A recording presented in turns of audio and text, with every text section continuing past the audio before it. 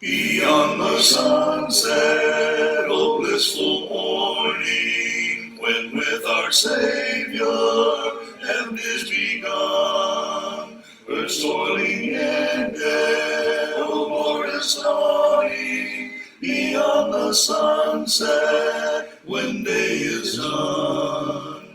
Beyond the sunset, no clouds will gather, no storms will threaten, no fears annoy.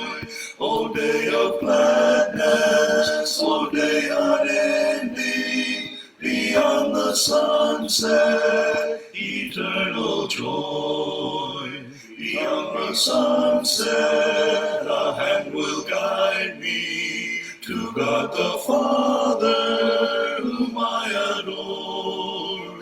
His glorious presence, His words of welcome, will be my portion on that fair shore. Ooh. Beyond the sunset, oh glad reunion with our dear loved ones who've gone before. In that fair homeland, we'll know no parting. Beyond the sunset, forevermore.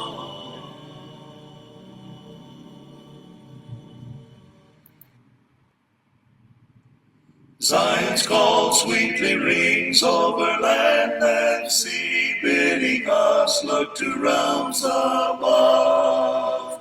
While the light from the throne shines for you and me, let us listen to the call of love. Zion's call is ringing clearly, coming from the throne above and above.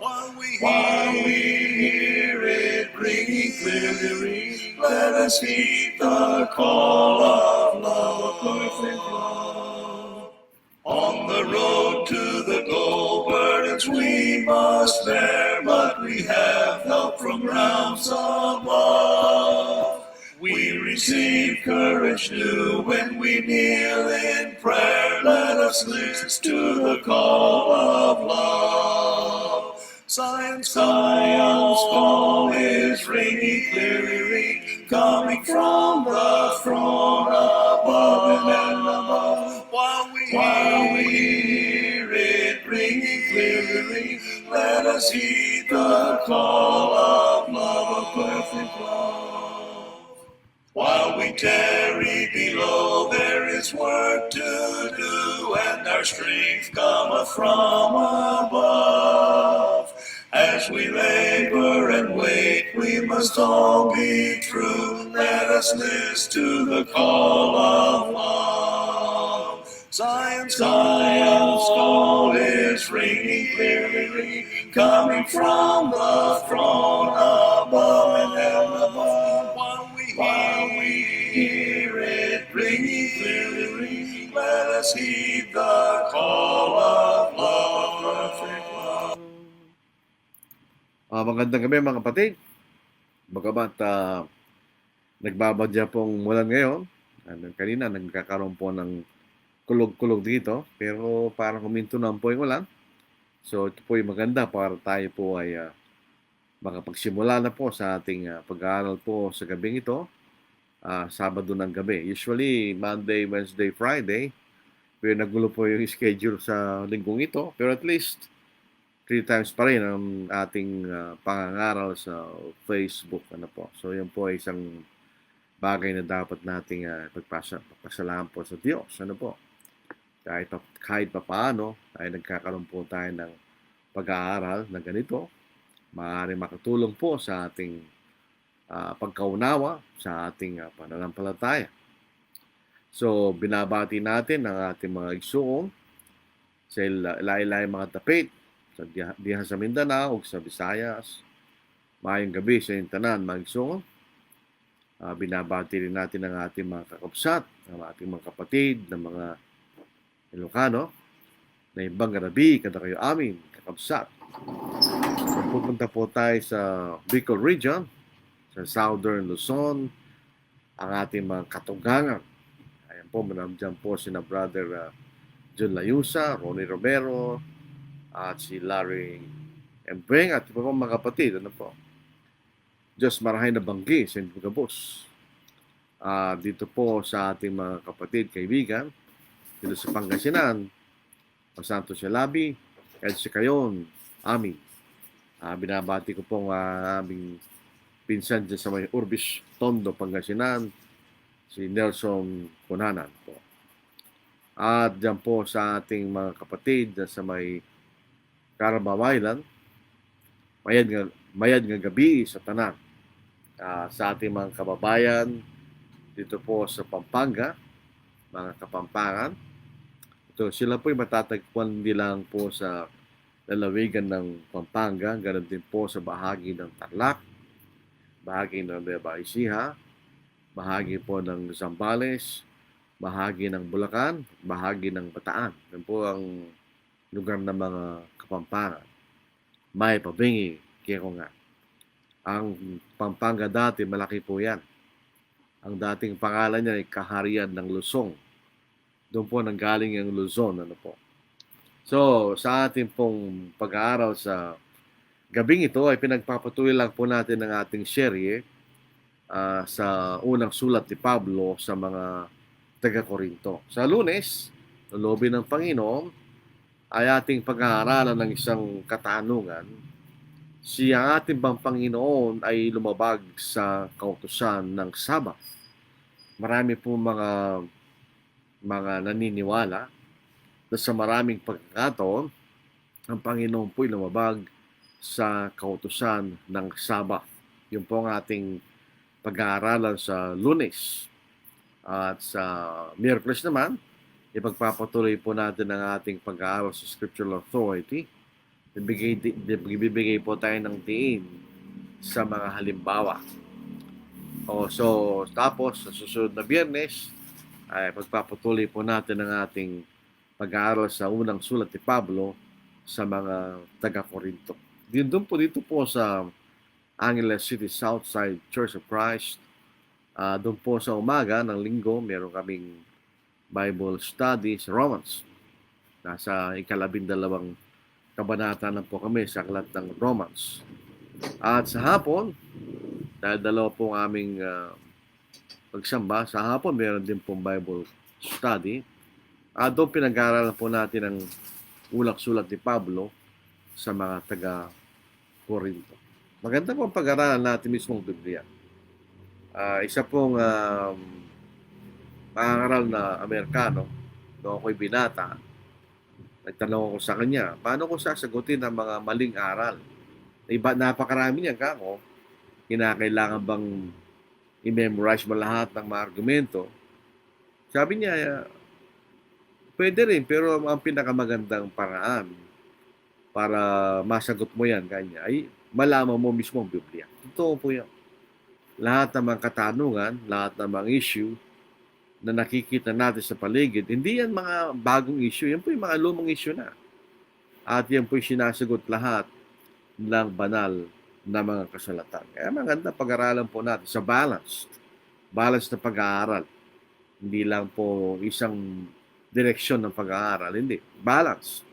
Para makita natin ang kabuuan ng salita po ng Diyos. Yun po nakarang pag-aaral sa unang Korinto, yung huling bahagi ng unang Korinto, pinaghahambing po ni Apostle Paul ang pagkakaiba ng karunungan ng sanglibutan sa karunungan ng Diyos. Pinaghahambing niya, pinagkukumpara niya, at ipinakilala niya na ang karunungan ng Diyos ay higit na mahusay kaysa sa pinakamagaling na karunungan ng tao. Ganoon po kabigat ang nararating ng karunungan ng tao, hindi pa rin siya uubra sa karunungan ng Diyos. Kaya nga po ang pangangaral ng Ebanghelyo ay naiba sa karunungan ng mga tao. Sabi niya Apostle Paul. So ipagpapatuloy lang po natin ang kaisipan na yan ni Apostle Paul dito sa ikalawang kabanata ng unang sulat ni Pablo sa mga taga-Korinto. 5 talata lang po ang ating pag-aaralan sa gabing ito. Dito natin makikita kung gaano kalalim at karami ang itinuturo po sa atin ng banal na kasulatan.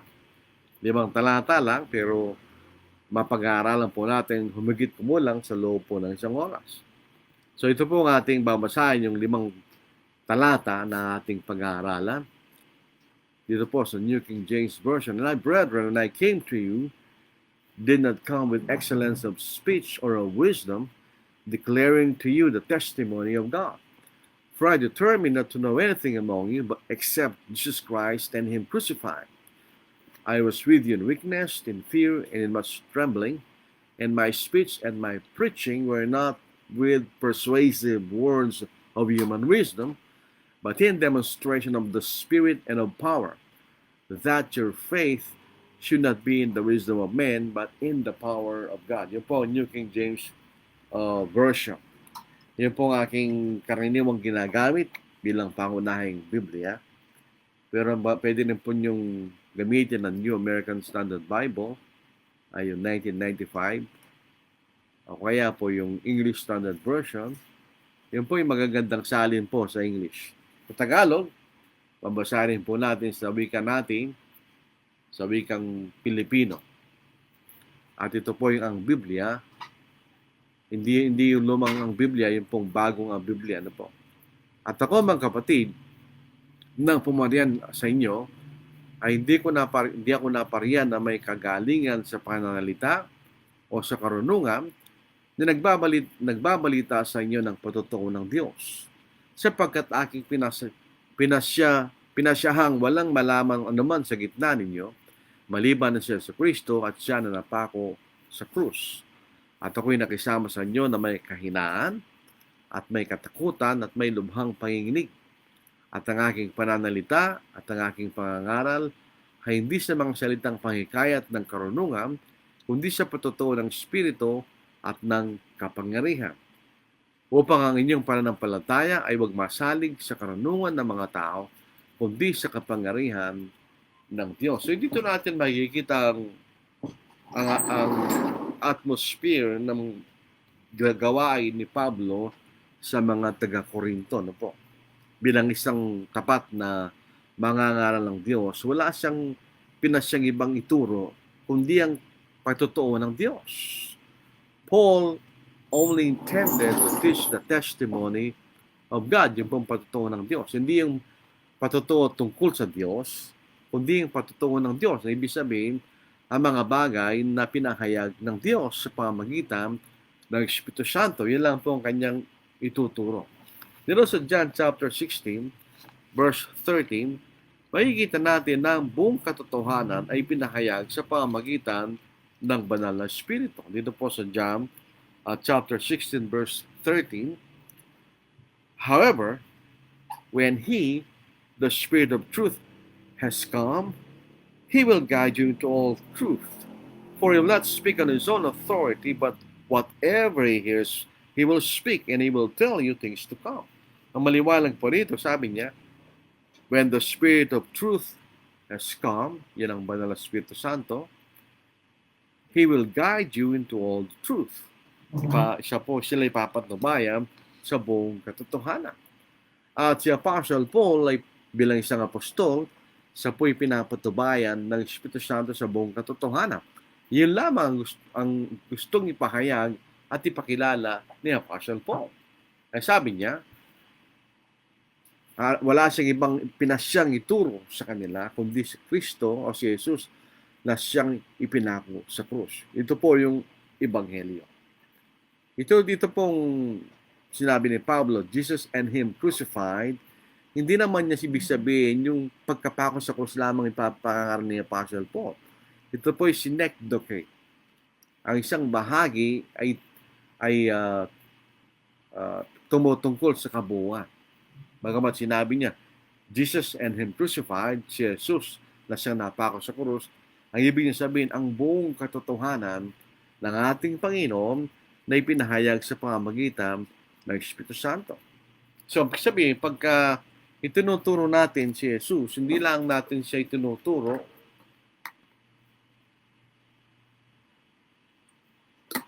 bilang Jesus. Pero tinuturo rin natin ang kanyang, excuse me, tinuturo. The doctrine of Christ. The gospel of Christ. Dito po sa tuwingin po tayo ng mga halimbawa. Yung sa Acts chapter 8 verse 34, ito po yung pagkakataon na yung bating o yung eunuko ay natagpo niya si Felipe na papunta pauwi na sa Ethiopia. So, tinutusan siya ng Espiritu Santo na makisama sa kanya, sumakay siya sa karo. At ito po ang mababasa natin. yung eunuch, nagbabasa ng bahagi ng aklat ni Isaiah sa Isaiah chapter 53. Ayun, tinanong yung eunuch. So the eunuch answered Philip and said, I ask you, of whom does the prophet say this, of himself or of some other man? Then Philip opened his mouth and beginning at the scripture, preached Jesus to him. So, mababasa lang natin, ipinangalan si Jesus sa kanya. Yung pong ang bagong Biblia, hindi maganda yung salin niya. Hindi, nagbigay siya ng interpretasyon nung kahulugan na yon kaysa mismo salita na matatagpuan. Basahin ko po, ano po. Dito sa Acts chapter 8, ang inilagay nila yung kahulugan, hindi mismo yung salita. Sa verse 35, hindi po nagkakamali ng mga kapatid. Nagpasimulang magsalita si Felipe at simula sa kasulatang ito ay pinangaral niya sa kanya ang magandang balita ni Jesus. Yung magandang balita, wala sa Biblia. Dinagdag lang na nagsalin. Ang nakalagay at pinangaral niya si Jesus. So sa pagkakataon na ito, mas accurate yung ang Biblia, yung lumang ang Biblia.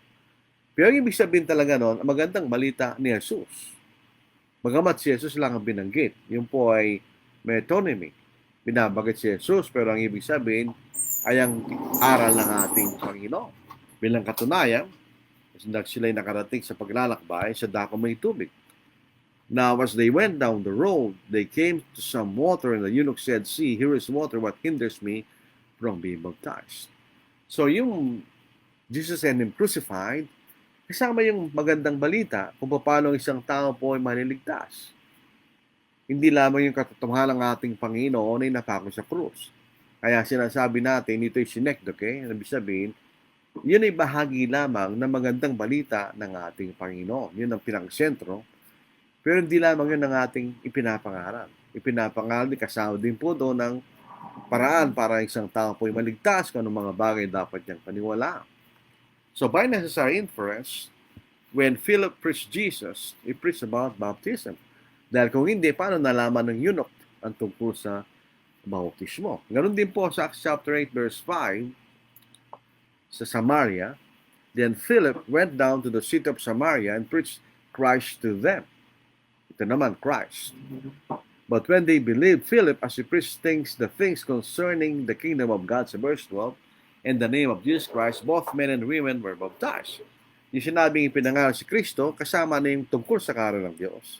At tungkol sa paraan kung sila paano mababautismuhan.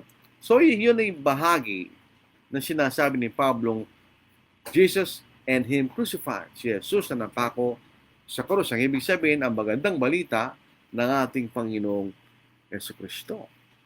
So ito po ang pilit na binibigyan ng halaga ni Apostle Paul sa mga taga-Korinto. Na yun lamang dapat nilang paniwalaan. Ang Ebanghelyo ng ating Panginoon, na siya ring doktrina ng ating Panginoon, at wala nang iba. Isa sa mga denominations, kaya nagkakaroon po sila ng fellowship sa isa't isa. Meron silang gospel doctrine distinction. Sinasabi nila, ang gospel yun ang mahalaga. Paano tayo maliligtas? Yung doktrina, hindi mahalaga yan. Yung pangalan ng iglesia, yung parang ng pagsamba, doktrina lang daw yan kanila. Pero hindi totoo po yun. Ang Ebanghelyo ng ating Panginoon, siya rin ang aral ng ating Panginoon. Wala nang iba. Bilang katunayan, dito sa Galatia, chapter 1, verse 8, yung mga taga-Galatia, sila naligtas sa pamamagitan ng Ebanghelyo ng ating Panginoon. Basahin natin sa Galatians chapter 1 verse 8. Pinapaliwanag po natin yung Jesus and Him crucified. Yun lang ang gustong ipangaral ni Apostle Paul sa Galatians 1:8. But even if we or an angel from heaven preach any other gospel to you than what we have preached to you, let him be accursed. Sa American Standard Version, let him be anathema. Kanya. Let him be accursed. Sabi sa isumpain. Kanya. So, ang sinabi ni Pablo, Ebanghelyo ng Panginoon, yun ang tinanggap nila para sila maligtas. Hindi sila pwedeng mangaral ng ibang ebanghelyo. Sa pangalang Juan, 2 John 9, hindi ka rin pwedeng mangaral ng ibang aral ng ating Panginoon. Basahin po natin. Sa 2 John 9, sa isang kabanata lang po ito, at itong ating mababasa, whoever transgresses, or ang ibig sabihin, goes ahead, sa ibang saan, goes onward, o ikay lumalampas, ibig sabihin, whoever transgresses and does not abide in the doctrine of Christ does not have God. He who abides in the doctrine of Christ is both the Father and the Son. So, hindi ka pwedeng magturo ng ibang aral. So, ito mahalaga yung doktrina. Hindi pwedeng iba-iba yung doktrina. Dahil sa katotohanan, yung Ebanghelyo, siya rin ang doktrina. Dahil sa Romans chapter 6 verse 17, nung ang mga taga-Roma, nung sila'y maligtas, ano bang kailang sinunod? Sayin natin. But God be thanked, sa Romans 6:17, but God be thanked that though you were slaves of sin, yet you obeyed from the heart that form of doctrine in which you were delivered. Nung sila'y sumunod sa doktrina na yon, ano nangyari sa kanila? And having been set free from sin, you became slaves of righteousness. Sila na pala sa kasalanan. Pero nasinunod nila that form of doctrine, ganyan. Sa 1 Corinthians chapter 15, ang sabi ni Pablo, ano ang sinunod na mga taga-Korinto para sila maligtas? Sayin natin. Ito po ang mababasa. Verse 1 and 2. Moreover, brethren, I declare to you the gospel which I preached to you, past tense, which also received, and in which you stand, present tense, by which also you are saved, if you hold fast the word which I preached to you, unless you believed in vain. So, ibig sabihin, yung Ebanghelyo, siya rin ang aral ng ating Panginoon. Ang aral ng Panginoon, siya rin ang Ebanghelyo ng ating Panginoon. Yun lamang ang itinuro ni Pablo sa mga taga-Korinto. Wala na siyang ibang itinuro. So, sa atin, ganun din, hindi tayo pwede magturo ng ibang aral na iba sa aral ng ating Panginoon. Hindi tayo pwede mga ibang ebanghelyo na iba sa ebanghelyo ng ating Panginoon. Yung mga ibang sangay ng pananampalataya, nagtuturo sila, kung ikay sasampalataya lamang, malilitas siya, yun ay ibang ebanghelyo. Meron namang nagtuturo na kailangan sumunod sa 10 kautusan para maligtas ka, yun ay ibang ebanghelyo. Kinakailangan yung ebanghelyo lamang ng ating Panginoon, yun ang dapat maituro. So makikita natin, si Pablo, seryoso siya. Sinasabi sa mga sulat niya sa mga taga-Korinto, yun lamang kanyang itinuro niya. Wala siyang ibang itinuro sa kanila. May kikita natin. Sa verse 2, for I determined not to know anything among you except Jesus Christ and Him crucified. Yun lang kanyang itinuro. Wala nang iba. Ito pong si Pablo, nung siya pumunta sa Corinth, parang siya may takot. For whatever reason, siya may takot na pumunta sa lugar na yun. Pero kailangan siyang pumunta sa lugar para may pangalan ng Ebanghelyo. So, si Pablo yung tao, tulad natin. Pagka tayo po ay nagkaroon ng gawain na tila baga napakahirap na hindi natin kayang gawin, tayo po ay kinakabahan. So, si Pablo, siya pumunta sa Corinth, siya po ay kinakabahan. Basahin natin sa verse 3. For I was with you in weakness, in fear, and in much trembling. Ganyan. In weakness, in fear, and in much trembling. Ano ibig sabihin ng Apostle Paul? Siya ba ay may kahinaan? In other words, Siya ba'y may kakulangan nang siya pumunta sa Corinth? Bakit siya may takot at siya nanginginig? Papansinin po natin na ang Korinto ay nasa lugar ng mga Grego. Bagamat ang sentro ng karunungan na mga taong pinanggagalingan ng karunungan ay sa Athens. Pero ang Corinth ay malapit sa Athens. So yung mga tao doon ay maaaring kamukha ng mga tao sa Athens na sila'y mahilig sa karunungan ng tao. Pagka ang isang tao ay marunong sa karunungan ng tao, siya'y manaibang karakter. Yung mga Greek philosophers, sila po'y pag sila'y nagtuturo, ipinakikita nila ang kanilang parabagang kataasan. O sabihin nating kayabangan, haughtiness, and self-confidence. Na sila'y tiyak na tiyak sa kailang tinuturo to the point of arrogance. Ganun ang paraan ng mga Greek philosophers sa kailang pagtuturo.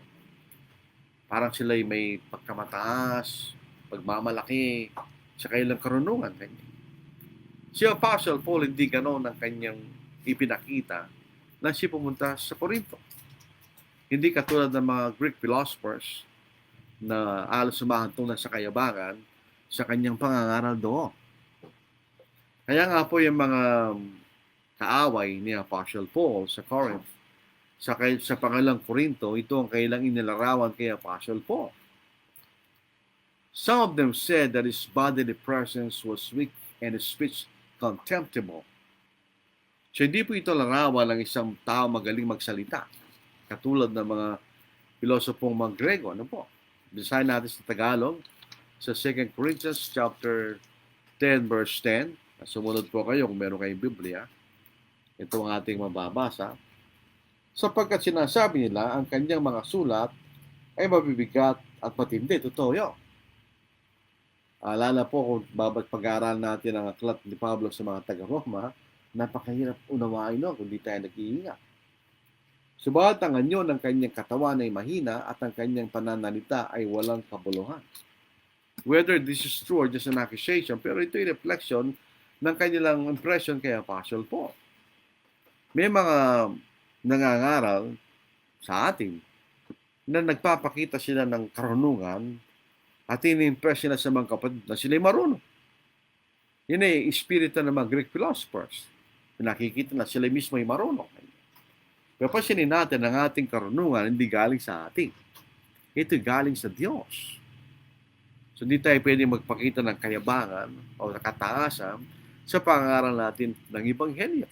Kundi sa buong kapakumbaba nating ipinapangaral ang Ebanghelyo.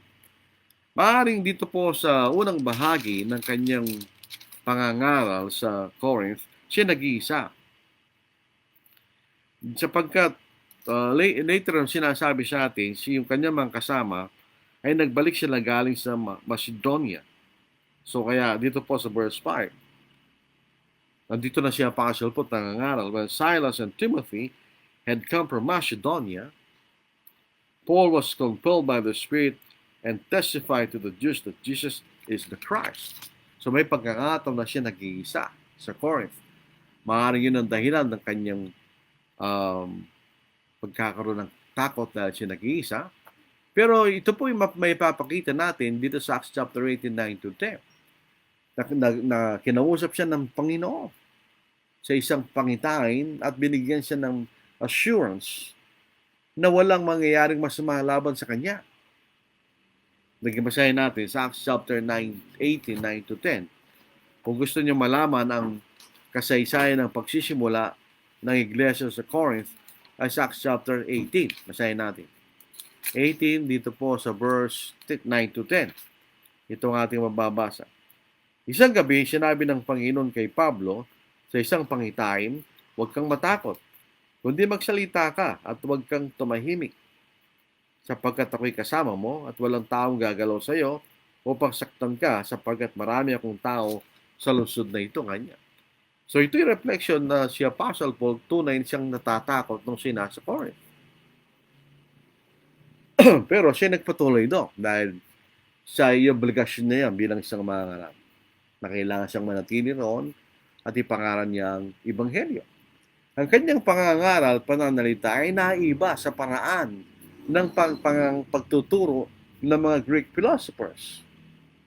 Sabi niya sa ika-4 na talata, "And my speech and my preaching were not with persuasive words of human wisdom, but in demonstration of the Spirit and of power." Ang aking pananalita at ang aking pangangaral ay hindi sa pamagitan ng mapang-akit na mga salita ng karunungan, kundi ng pagpapamalas ng Espiritu at ng kanyang kapangyarihan. Alam po natin yung salitang Espiritu at ng kapangyarihan, ito'y tumutungkol sa salita ng Diyos at yung mga kaloob ng Espiritu Santo na may pagpapatunay. Ang kapangyarihan ng Diyos sa kaligtasan ay banal na Espiritu at ipinahayag sa pamagitan ng Espiritu at nagpapakilala ng kapangyarihan ng Diyos. In other words, ang kaligtasan ng tao ay nasa kapangyarihan ng Diyos, wala sa tao.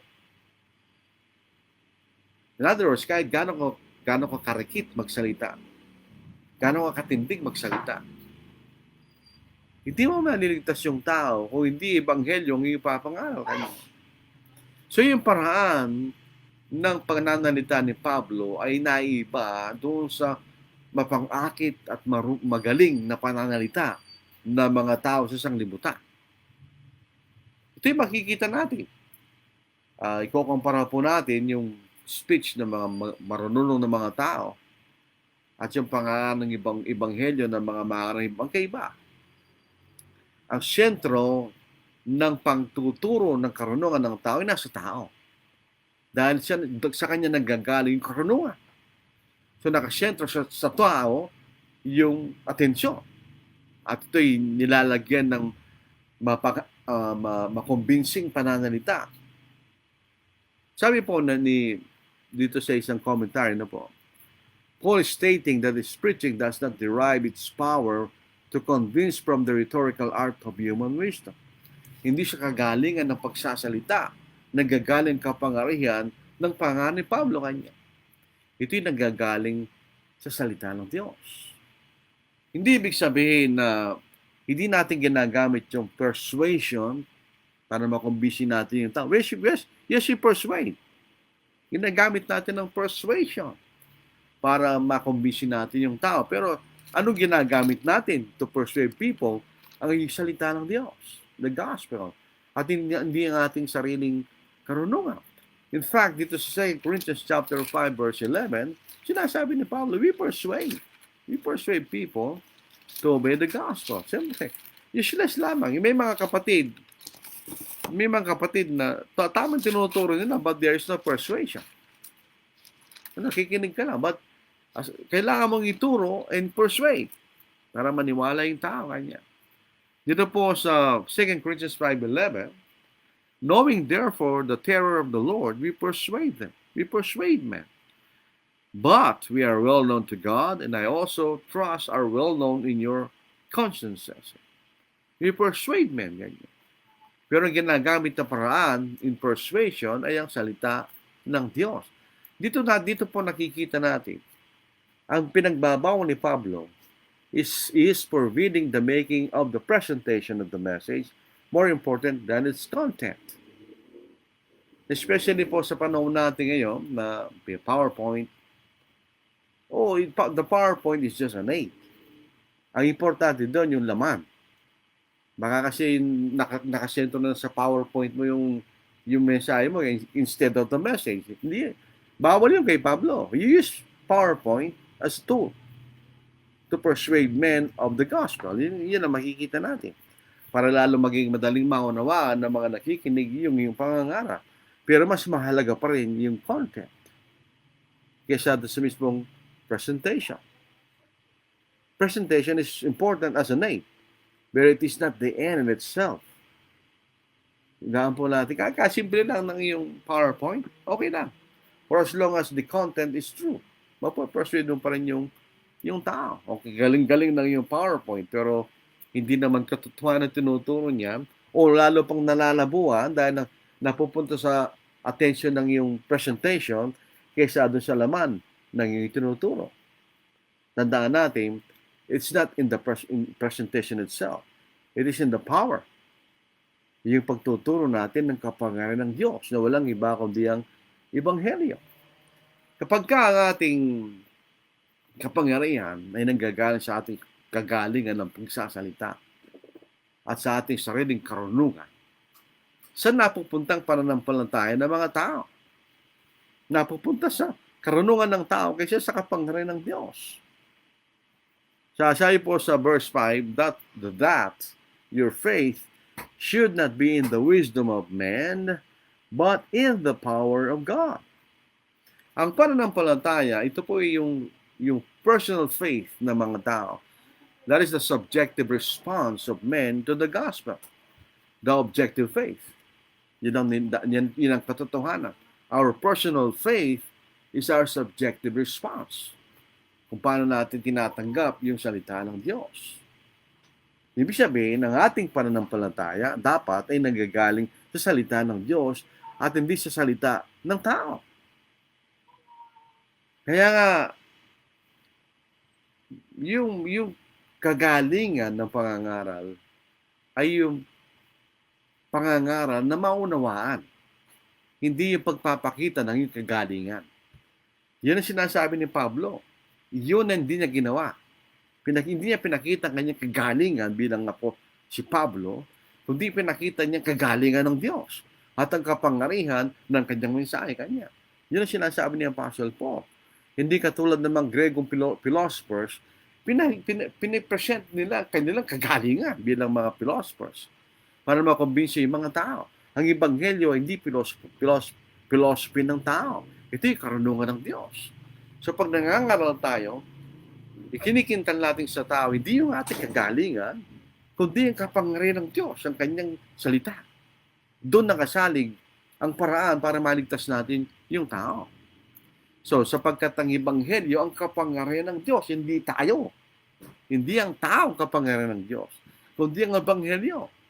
Kaya nga dito po sa Romans 1:16, mga matugasgas na, basahin po natin. Sa Romans chapter 1 verse 16, ito ang ating mababasa. Sayin natin. For I am not ashamed of the gospel of Christ.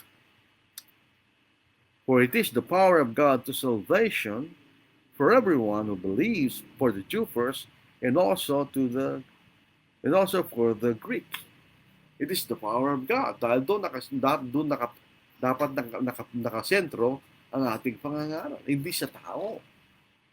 So, pupunta tayo sa punto.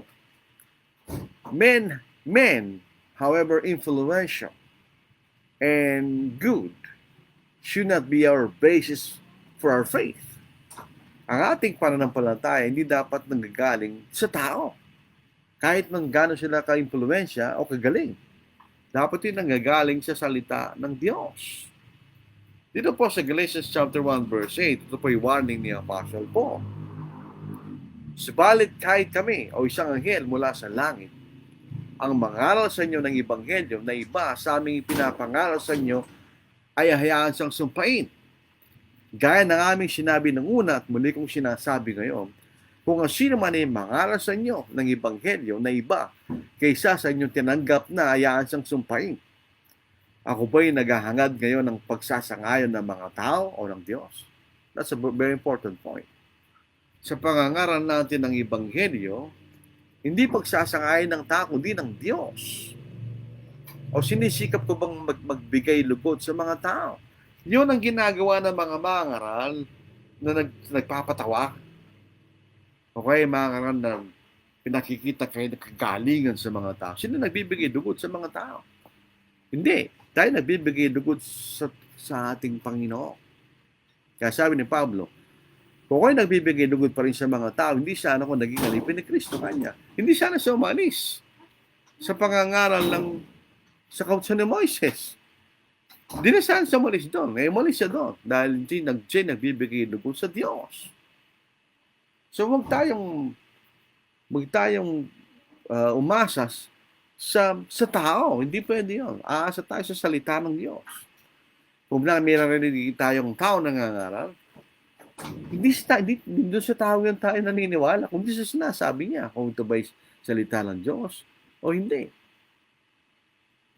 So, yun na maikstignan niya si Apostle Paul pagka ikay mali, katulad ni Pedro, siya'y pinagwikaan ni Apostle Paul dahil na magkamali si Pedro. Ito yung nagpapakita sa atin, si Pedro, hindi siya unang Pope. Hindi mo magagawa sa Pope yun. Pagwikaan mo siya, hindi Pero pinagwikaan siya ni Pablo. Bakit? Dahil nagkasala siya. Dito po sa Galatia, chapter 2, verse 11. Ngunit nang dumating si Cephas sa Antioquia, sumalungat ako sa kanya na mukha sapagkat sinahatunan ng kasala. Bago dumating ang ilan mula kay Santiago, dati siya nakikisala sa mga hentil. Ngunit nang sila'y dumating, siya umurong at tumiwalay dahil sa natatakot siya sa pangkat ng pagtutuli. At ang ibang mga Hudyo ay nakisama sa kanya sa ganitong pagkukunwari. Kaya't maging si Bernabe ay natangay ng kanilang pagkukunwari.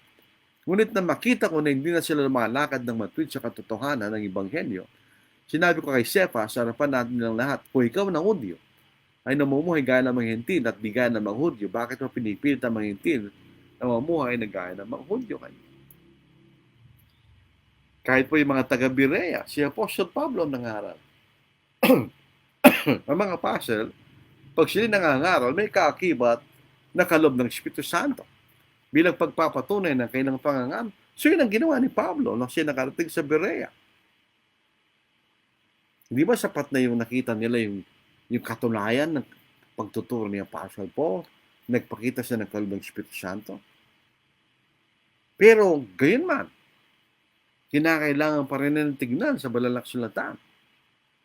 Gayun din sinasabi ni Pablo sa bagong ito ng Korinto. Patunayan nyo kanya na yung aking pinangaral ay si Kristo na sanapako sa krus kanya. Yung mga taga-Berea, na kayo nang ginagawa. Ngayon ang mga ito ay higit na marangal kaysa mga taga-Thessalonica sapagkat tinanggap din ang salita ng buong pananapik na sinisiyasat araw-araw mga kasulatan kung tunay nga mga bagay nito. Saan sila nananabik? Kaya Apostle Paul o sa salita ng Diyos? Tingnan niyo ang paraan ni Apostle Paul. Hindi niya nilalagay ang atensyon ng mga tao sa kanyang sarili. Kundi nilalagay ni Apostle Paul ang atensyon sa salita ng Diyos. Kaya tinanggap nila na may pananabik kanya. Sino? Si Pablo? Hindi, ang salita ng Diyos. Pero siniyasat pa rin nila araw-araw kung tunay nga mga bagay na yun. Kaya nga dito natin nakikita, hindi tayo basta-basta naniniwala. Kahit sino pang nangangaral, sinasabi niya. Kailangan mapatunayan natin na ito'y salita ng Diyos.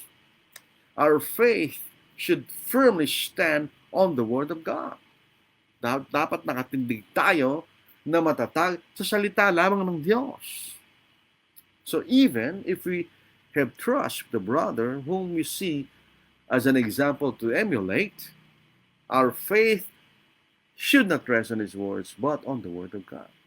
Gano'n man nating inaangahan ang isang mangaral na gusto nating tularan sa kanyang pananampalataya, hindi pa rin tayo dapat manangan sa kanyang salita, kundi sa salita ng Diyos. Katulad ni Pablo, nirebuke na si Peter dahil mali ang kanyang gawin. So, kung naman tayo katiwala sa isang kapatid, whoever he is, however we trust in him,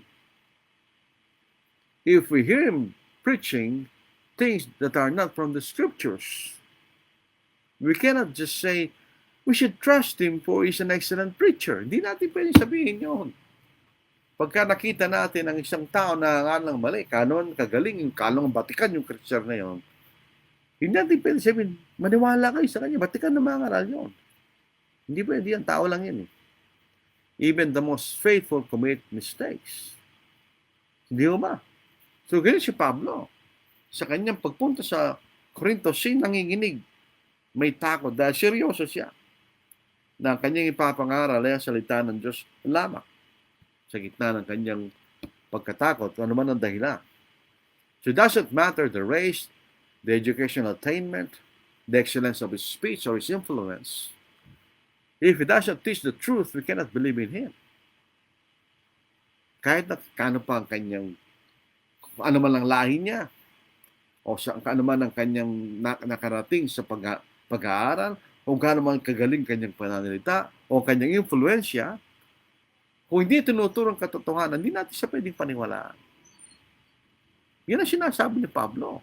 Ang ating pananampalataya ay nakasalig hindi sa tao, kundi sa kapangyarihan ng Diyos na nanggagaling sa kanyang salita. Nung pinagbawalan ng mga Udyo ang mga pastor na huwag nilang ipangalan si Kristo na nabuhay na maguli mula sa mga patay.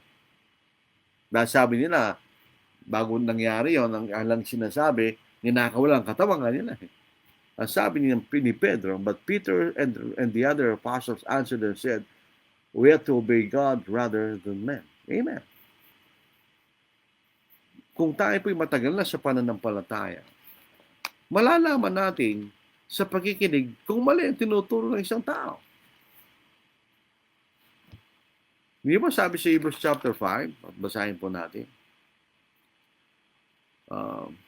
verse 13 or verse 14, but solid food belongs to those who are of full age or mature. That is, those who by reason of use have their senses exercised to discern both good and evil. Pag narinig mo isang mangaral at meron siyang maling itinuro, minsan hindi mo alam yung talata na pwede mo sagutin yung araw, pero alam mo mali. Dahil sa yung maturity, sa katagalan na yung paggamit at pananaliksik ng salita ng Diyos. Yun po ang makikita natin sa namang uri ng pag-aaral. Noong high school, basically high school, pinag-aralan namin ng English grammar. Pinatinuro ng aming teacher yung rules of grammar. So, natuto kami. Napakahirap. You have to subjugation ng English words. May mga exception, regular verbs. So, may memorize mo yung kailang conjugation. Pero natuto kami. Ngayon, pag may nagsasalita ng English at mali, yung tinga mo para siyang nasasaktan. Bakit? Sanay ka na eh. Kahit hindi mo na maalala yung rules na binviolate na nagsasalita o nagsusulat, alam mo, mali siya. By the reason of use, kanya. So kung tayo po ay bihasa na sa salita ng Diyos, makikita natin. Mararamdaman mo na tinuturo niya yung mali. So we need to be careful of what we hear. Ano ba pinakikinggan natin? Baka puro patawa na lang. Ang pangangalang Ebanghelyo, di pagpapatawa. It's a serious business. Kung tayo po yung mahilig magpatawa, mag-komedyante na lang kayo, stand-up comedian. Hindi ko kayo maging gospel preacher. Hindi tayo nagpapatawa. Tinuturo natin ang paraan ng kaligtasan. We need to hear the truth only, for that is where our salvation rests. Dahil dapat ang katotohanan lamang ang ating mapakinggan. Dahil yun ang sabi ng Panginoon sa John 17 verse 17, sanctify them by your truth, your word is truth. Pakabanalin mo na sa iyong katotohanan, ang salita mo yung katotohanan. Ang pagbabanal ay paghihiwalay sa kasalanan. In other words, patawarin mo sila sa iyong mga kasalanan, sa kanilang mga kasalanan, sa pamagitan ng katotohanan. Ang salita mo kanya ay katotohanan. Kailangan tayong manatili sa katotohanan. Dito sa John 8 verse 31, verse 32, then Jesus said to those Jews who believed him, if you abide in my word, you are my disciples indeed. And you shall know the truth, and the truth shall make you free. Ano sabi niya? If you abide in my word, kung manatili kayo sa aking salita, tunay na kayo ay aking alagad, kanya. At malalaman yung katotohanan, at ang katotohanan magpapalaya sa inyo. So, kailangan katotohanan. Kaya ang problema, ito yung napag-aralan po natin. Ang problema sa Corinth, umahanga sila sa mga mangaral. Meron silang maling saligan kung ang mga mangaral. Actually, ang mangaral, mga lingkod lang yan. Ginagamit sila ng Diyos. Tagnay na kailang natural na kakayahan, ginagamit ng Diyos sila para mapakinggan ang Ebanghelyo at sumampalataya mga tao sa pamagitan nila. Kaya sabi nga po sa 1 Corinthians, sino siya? Sa chapter 3, verse 5, mga sumusunod, what then is Apollos? What is Paul? Servants, through whom you believed as the Lord assigned to each. What is then Apollos? What is Paul? Servants through whom you believe, even as the Lord gave opportunity to each one. Iba-iba yung pagkakataon na binigay sa atin ng Diyos. Iba-ibang kakayahan na taglay natin, pero ginagamit ng Diyos yun, bilang tayo mga lingkod, na sa pamagitan natin, mapapakinggan ng mga tao ang Ebanghelyo, sila sumampalataya. Yun lamang ang mangaral. So huwag tayong umanga sa mga mangaral na higit sa nararapat. Okay, respetuhin natin sila for their work's sake. Pero hindi sa point na kahit mali pang tinuturo na naniniwala tayo. Tulad ng isang tao, sabi niya, siya nagturo sa amin eh. Yung tao hindi nag-iisip eh. Kung mo tinuro, kahit tinuro pa sa'yo, kung mali, ba't mo pinaniniwalaan? So hindi ka nag-iisip. Basta mo lang tinatanggap yung salita na hindi ka nag-iisip. That's wrong. Mali yun. So, pinag-aaralan po natin. Ang ating kaligtasan, kaya nga sabi ni Pablo, Him, Jesus, and Him crucified, salvation is in the message of the gospel, not in the messenger. Yun ang sabi ni Pablo. Basahin natin.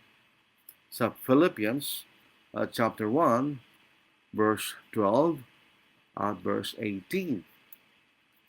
Now I want you to know, brethren, that my circumstances have turned out for the greater progress of the gospel, so that my imprisonment in the cause of Christ has become well known throughout the whole Praetorian Guard and to everyone else, and that most of the brethren, trusting in the Lord because of my imprisonment, have far more courage to speak the word of God without fear. Some, to be sure, are preaching Christ even from envy and strife, but some also from goodwill. The latter do it out of love, knowing that I am appointed for the defense of the gospel. The former proclaim Christ out of selfish ambition rather than from pure motives, thinking to cause me distress in my imprisonment. What then? Only that in every way, whether in pretense or in truth, Christ is proclaimed. In this I rejoice. Ano sabi ni Pablo? Tagalog. Ibig kong malaman ninyo, mga kapatid, na mga bagay na nangyari sa akin ay nakatulong sa paglago ng Ebanghelyo. Ano pat ang aking mga tanikala kay Kristo ay nahayag sa lahat ng mga bantay ng Pretorio at sa mga iba pa. At ang karamihan sa mga kapatid sa Panginoon nagkaroon ng tiwala dahil sa aking mga tanikala ay lalo nagkaroon ng katapang ipahayag na walang takot ng salita ng Diyos. Tunay na pinangangar ng iba si Kristo dahil sa pagkaingit at sa pagkikipagpaligsahan, ngunit ang iba naman ay dahil sa mabuting kalooban. Ang huling gumagawa dahil sa pag-ibig, palibasin nalalaman na ako'y tinalaga sa pagtatanggol ng Ebanghelyo. Ngunit ipinapangaral ng una si Kristo dahil sa pagkakampi-kampi, hindi sa katapatan na ang hangarin ay dagdagan ng hirap ang aking mga tanikala. Ano nga? Kahit sa namang paraan, maging sa pagkukunwari o sa katotohanan, ay pinahayag si Kristo at sa ganito nagagalak ako. Oo, ako'y patuloy na magagalak. Bakit siya nagagalak? For as long as the gospel is preached, whatever is the motive of the preacher, those who will hear and believe and obey the gospel will be saved. It is in the message, not in the messenger. Minsan masyado tayo naglalagay ng importansya doon sa mga messenger kaysa doon sa message. No, baliktad yun. We put more emphasis on the message rather than on the messenger. Mahalaga yung messenger dahil yung parangan ng Diyos. Pero mahalaga magliligtas sa atin ay hindi yung messenger kundi ang salita ng Diyos. Ano sinasabi dito ni Apostle Paul doon sa unang 5 talata na kanyang ipinangaral sa mga taga-Korinto? Tingnan niyo, isang oras na ito. Pero 5 talata lang. Our faith should rest on the Word of God and not on the messenger.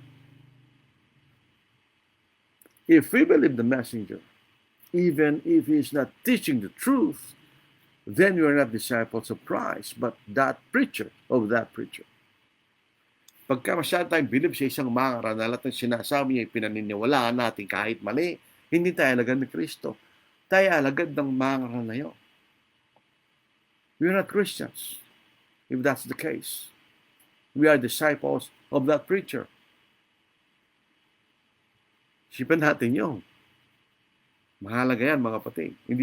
The Church of Christ is not a fraternity like fraternities. It is a group of people who are saved by the gospel if they will stand faithfully in the gospel. So doon tayo nakasalalay, doon sa Ebanghelyo, hindi sa mga mangaral. So sa John chapter 8 verse 31, ulitin natin. Then Jesus said to those Jews who believe in Him, if you abide in my word, you are my disciples indeed. If we abide in the word of Jesus, not in the preacher, then we are disciples indeed. If we abide in the words of a preacher, even if he is not preaching the truth, then we are disciples of that preacher and not of Christ. Yung makikita natin. So ito po ang ating pangaral po sa gabing ito. Maraming salamat. Bagamat Sabado ng gabi, ibang mga aral ay nagkakraming sila kung anong ituturo kinabukasan. Okay lang po yun, basta maitaguyod nyo. Pero much better, araw ng Lunes, ginagawa mo na yung mensahe mo if you have the time. Para marami kang panahon na i-review at recheck and recheck, revise kung kinakailangan. Kung ito nga po ay totoo at walang kamalian. So magandang salamat. Maraming salamat sa inyong pakikinig. Wala tayong mga tanong. Wala akong nakikitang tanong. Pero may magbiyaya pa rin pagka pinapangarap po natin ng salita ng Diyos. Maganda po at ang bagyong ulian ay wala na, nalusaw na. Pagkatapos niyang madali ang Batanes at Northern Luzon, yung Central Luzon, di masyado. Pero hindi pa tayo tapos sa panahon ng mga bagyo. In October, usually, wala lang habagat, pero malakas ang bagyo. Tandaan natin, October, November, yung mga malakas ang bagyo. Yung Yolanda, I think November, kung di October yan, November, di ba? 2030. So, may ingat po tayo mga kapatid. We read of a place that's called heaven. It's made for the pure and the free. These truths in God's word He has given. How beautiful heaven must be. How beautiful heaven must be. Sweet home of the happy and free. Fair haven of rest for the weary. How beautiful heaven must be. In heaven no drooping nor pining, no wish for elsewhere to be.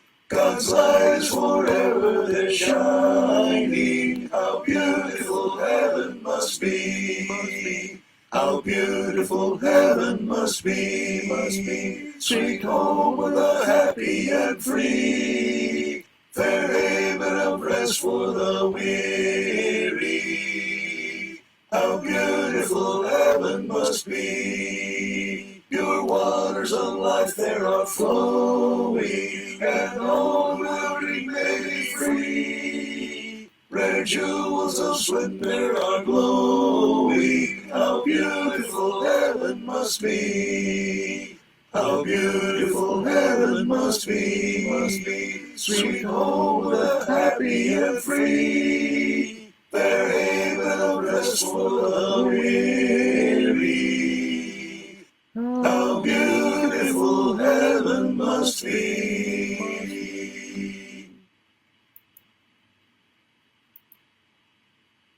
Oh, how great the salvation in Jesus, that the prophets of old testified. Even angels desire its revealing. Praise and glory to Christ crucified. You were threatened for me, you were slandered for me. Every thorn, every nail, every tear was for me. Sweet the thought that my soul may be mended and whole by my Lord who was broken for me.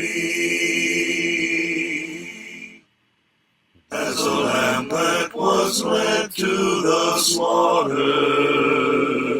Not a threat, not a word did you say. Help me, Lord, when my heart fills with anger. Your example I will not betray. You were threatened for me.